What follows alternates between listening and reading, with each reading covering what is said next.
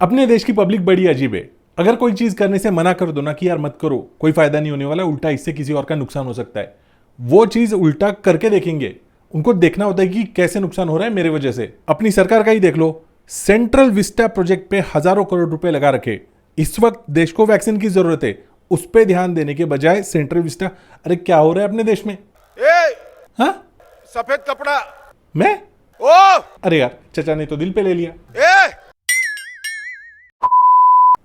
मुद्दे पे आते, देखो आरटीपीसीआर को लेके भी ऐसा ही सीन चल रहा है। जरूरत नहीं तो भी 3-3, 4-4, 5-5 बार आरटीपीसीआर करे जा रहे पब्लिक।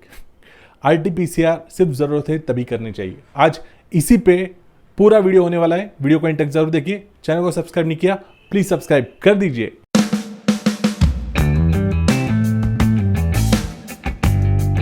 आरटीपीसीआर टेस्ट क्यों किया जाता है? देखो, सबसे पहली बार अगर आपके अंदर कोविड के सिम्टम्स डेवलप हो रहे हैं तो वायरस का इन्फेक्शन आपको हुआ है या नहीं, ये बात वेरीफाई करने के लिए आरटीपीसीआर टेस्ट की जाती है। सिंपल। बट आजकल एक नया ट्रेंड निकल के आया है।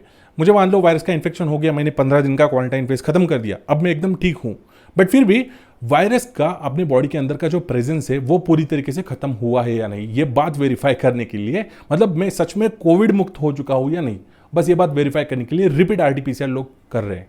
कभी कभी 1 बार 2 बार, ये नया ट्रेंड नहीं है, बहुत दिनों से चलते आ रहे हैं। कभी कभी 15-20 बार भी करते लोग, क्योंकि टेस्ट पॉजिटिव आते रहती है। तब तक करते हैं आरटीपीसीआर जब तक निगेटिव नहीं आती। तो क्या सच में इसकी जरूरत होती है क्या? ये बात समझने के लिए सबसे पहले हमें आरटीपीसीआर का मैकेनिज्म बेसिक लेवल पे समझना पड़ेगा। देखो, आरटीपीसीआर में क्या किया जाता है, आपके नोज से या आपके थ्रोट से थोड़ा सा स्पूटम सैंपल निकाला जाता है और वो लेबोरेटरी में चेकिंग के लिए भेजा जाता है। मान लो कि जो सैंपल आपके थ्रोट से निकाला है वो एक किस्म का छोटा सा गाँव है। अब यहाँ पे क्या चेक किया जाता है कि उस गांव में कोई बाहर से चोर आके तो नहीं घुसे है ना। वो चोर कौन हो सकते हैं? Corona viruses, of course. अब यहाँ पे कोई पुलिस सिस्टम की जरूरत होती है उन चोरों को ट्रेस करने के लिए, राइट?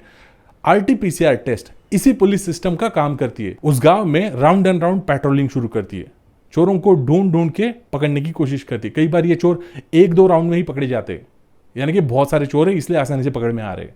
कई बार इस पुलिस को बहुत राउंड मारने पड़ते, 30-35 राउंड मारने के बाद इक्का दुक्का चोर मिल जाते हैं, यानी कि बहुत कम चोर हैं, अलग अलग जगह पे छुपे हुए हैं, इसलिए आसानी से नहीं मिल पा रहे। बट सवाल यहाँ पे अपना ये था कि ठीक तो अब हम हो चुके हैं, सिम्टम्स तो चले गए हैं। वो इसलिए ठीक होते क्योंकि अपने बॉडी में एक मिलिट्री सिस्टम डेवलप हुआ है जो कि सारे गांवों में घुस के चोरों को ढूंढ ढूंढ के मार के खत्म कर देती है। बट चोरों को मारने के बाद भी उनके बॉडी के लड़ाई के बाद जो कटे टूटे पार्ट्स होते हैं ना, किसी की उंगलियां, किसी का सर, किसी के हाथ पैर, उसी गांव में पड़े हैं। इसीलिए जब उस गांव में रिपीट ये पुलिस घूमने आती है ना पेट्रोलिंग के लिए, तो उनको ये बॉडी पार्ट्स मिलते रहते हैं, वो टेस्ट फॉल्स पॉजिटिव आते रहती है।